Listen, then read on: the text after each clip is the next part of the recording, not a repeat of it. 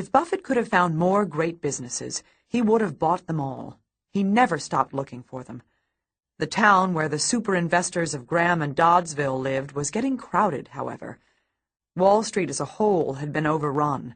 There were fewer and fewer odd pockets of overlooked opportunity. Buffett had carved out more time and created more balance in his life.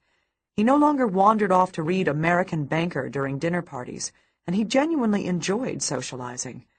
While his focus on business never lessened, as the 90s progressed, the deals became larger, but more sporadic. Meanwhile, a new interest took hold. It would not reduce his zeal for Berkshire, but it would alter his social priorities, his travel itineraries, and even his friendships.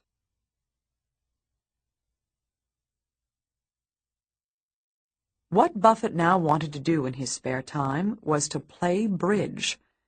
He had been playing a casual social game for nearly 50 years, and while in New York to handle Solomon, he had started playing a more serious and competitive game. One day in 1993, he was playing in a simultaneous international bridge tournament with George Gillespie and met Sharon Osberg, who was partnered with Carol Loomis. Osberg had grown up with a deck of cards in her hand.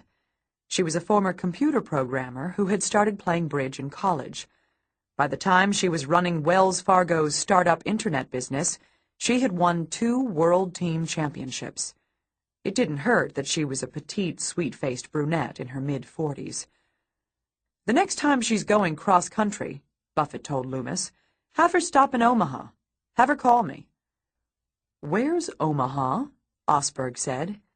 It took her 3 days to build up the courage to pick up the phone.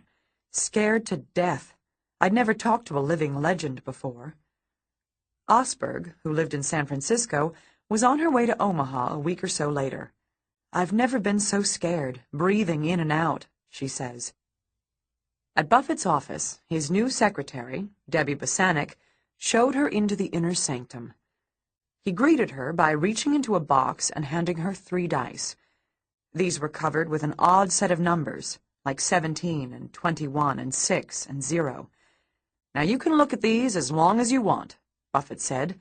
"Then you pick any of them, and then I'll pick, and we'll roll and see who wins." Osberg stared at the dice.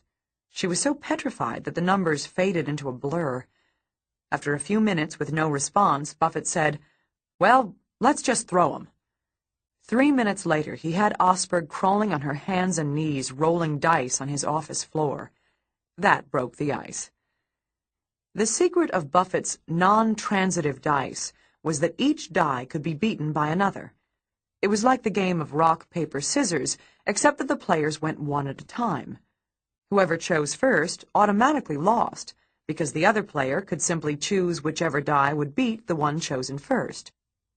Bill Gates figured it out, as had the philosopher Saul Kripke, but nobody else ever had.